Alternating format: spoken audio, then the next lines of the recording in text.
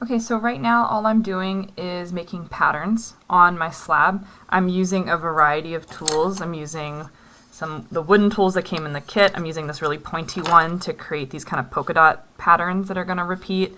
I actually went downstairs to my kitchen and found a fork to create these kind of patterns that I'm trying to make them as random as possible and not have like any particular order. I also found like a tiny whisk downstairs in the basement, and I can't decide if I want to use like this texture or I could make little circles. I'm not sure. I might test it out on like a scrap piece. I can make almost like an asterisk, like if I rotate, you know, like that. Have these little stars. That actually looks kind of cool. I like that. So play with texture. I want you to try and at least experiment a little bit. You might find something you really like, or you might do something that you're like, this looks terrible and I wish I had left it, but it's okay because this is just practice still. So I'll fast forward through the rest of this, but that's kind of what I want you. Oh, and then eventually we'll use our stencils and cut out the shapes in just a moment.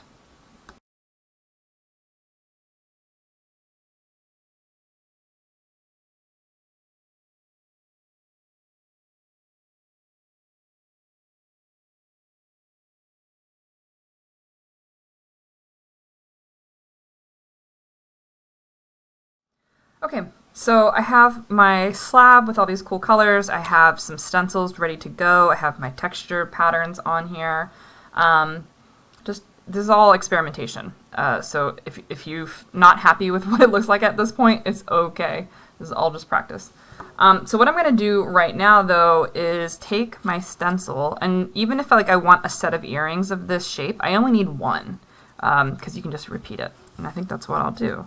So I'm going to, again, this is why I want it on cardboard, because we're going to be using our X-Acto knife in just a second. I'm going to make sure that I can peel all of this up.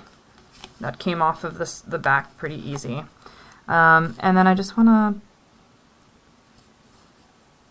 to wisely kind of position this. You like get the textures and the colors that I want.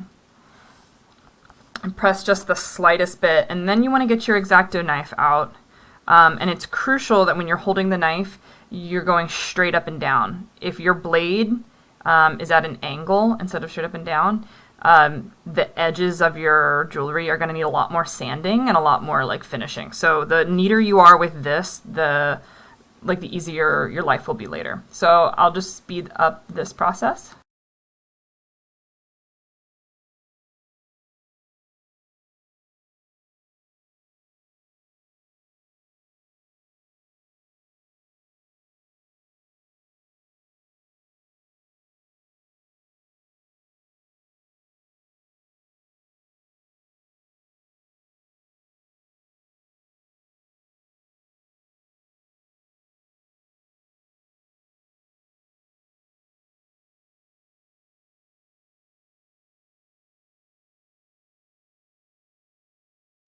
Okay, so I cut out a couple of shapes. They're not perfect, you know, but the thickness is good. Like if I check that against a ruler, it's a little bit less than 1/4 of an inch. Not too bulky. And then I have like, you know, little cool glimpses of all the colors and textures and patterns that we created. So I'm happy with those. I do want to just kind of like shape them with my finger. Like sometimes they get a little bent, like when you're pulling them out, I don't know if you noticed, like they were getting a little wonky. So I can just kind of clean those up and push those into like formation, like where I want them to be, before I put those in the oven. And that's what the next step would just be to put it on like a baking sheet, like a cookie sheet, and put it in your oven at 275 degrees. Put it in for 15 minutes, and after 15 minutes, take it out and let it cool completely. Don't touch it, don't burn yourself. Let it cool, give it like 15-20 minutes, come back, and then feel the consistency. So like this is a piece that has been already baked in the oven, and it's like a little more rigid. It still has a little bit of bend. I kind of characterize it as like a hard eraser. but it should be a little more sturdy. And if you feel like it's still really flimsy, let it cool down fully. That's one of the keys. And then the other trick is you can always just put it back in the oven for another like 15 minutes. But I wouldn't do more than a total of 30 minutes total in the oven. Okay? And then all of these pieces, don't throw them out. Try and salvage them. You can either roll them up and, you know, see what kind of color they make. What I'm going to do is, because I have a feeling orange is going to throw kind of a wrench in things, but I think blue, like bluish greens and purples might actually look kind of cool. So I might just try and like cut out all of the orange parts and then roll that up and like create a new shade of blue or green or whatever it turns out to be. But please just don't just throw stuff away just because you don't think you can use it. I was pretty wasteful, which I'm not proud of here. So don't do what I'm doing. But like I said, try and salvage as much as you can. Okay, I'm just going through right now with my X-Acto knife.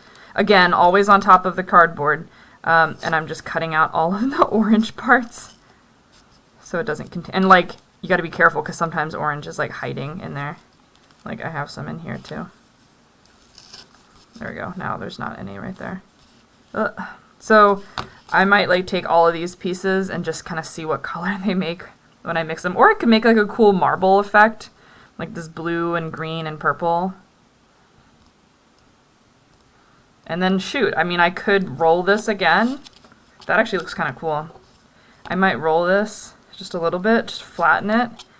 And then I can get my stencil, like another one of my stencils, and cut out another piece. Like, use as much as you humanly can. Don't let anything go to waste if you can help it.